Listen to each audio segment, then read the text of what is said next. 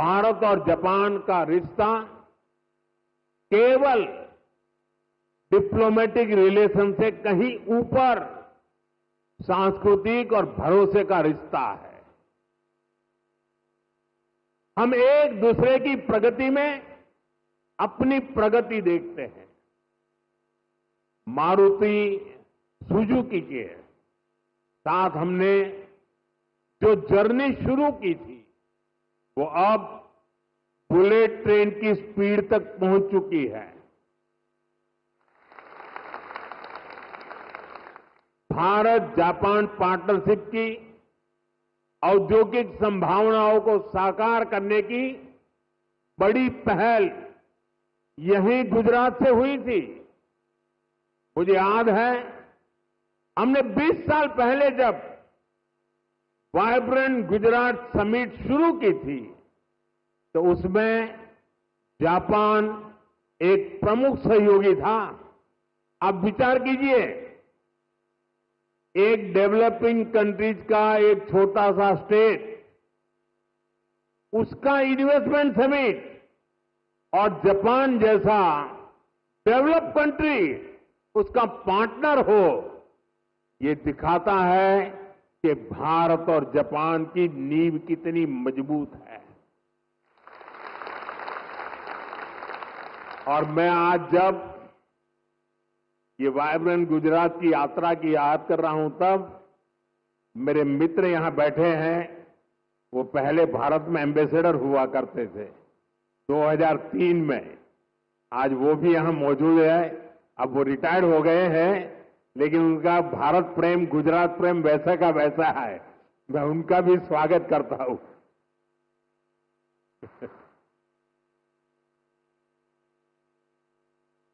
गुजरात के लोगों ने भी जापान के लोगों का उतना ही आत्मीयता से ख्याल रखा। हमने इंडस्ट्री से जुड़े रूल्स एंड रेगुलेशंस जापानी भाषा में प्रिंट करवा कर दिए। जब मैं गुजरात में था, हर छोटी चीज पर मैं ध्यान रखता था। इवन मेरा जो विजिटिंग कार्ड होता था ना, वो भी मैं जापानी में बनाता था।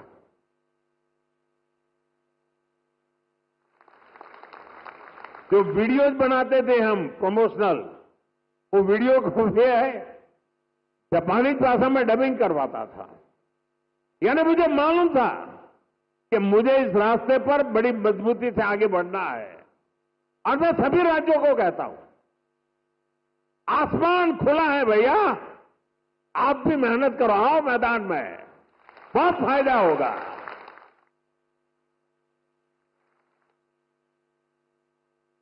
मुझे याद है शुरू में जब जापान के हमारे साथी आते थे तो मैं नया नया उनकी निकटता मेरी बढ़ती चली जा रही थी, तो उनकी हर चीज को मैं समझ पाता था।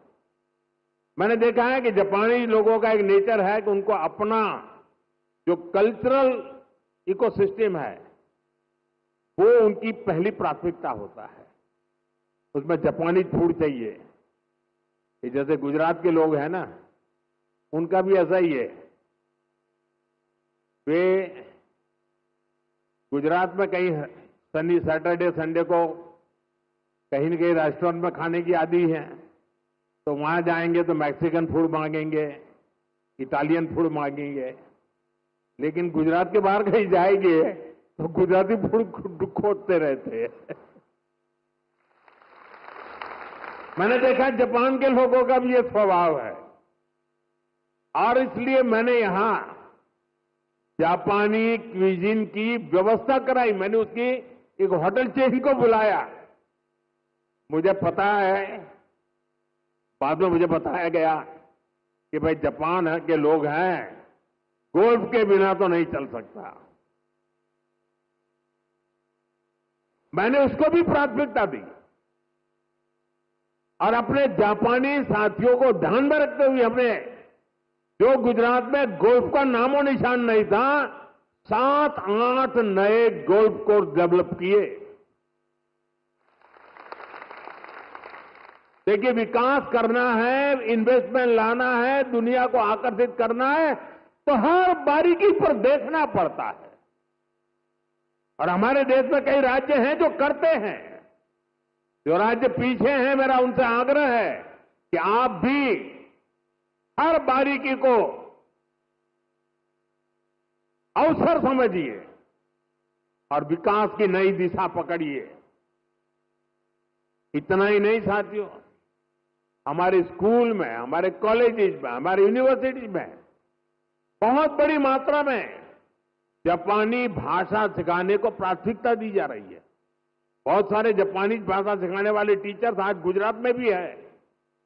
कई स्कूलों में जापानी भाषा सिखाई जा रही है। साथियों, हमारे इन प्रयासों से भारत जापान के बीच पीपल टू पीपल कनेक्ट बहुत बढ़ रहा है। स्किल और ह्यूमन रिसोर्स से जुड़ी एक दूसरे की जरूरतों को भी हम पूरा कर पा रहे हैं। मैं चाहूंगा मारुति सुजुकी जैसी कंपनियां भी इस तरह के प्रयासों का हिस्सा बने और यूथ एक्सचेंज जैसे प्रयासों को बढ़ाएं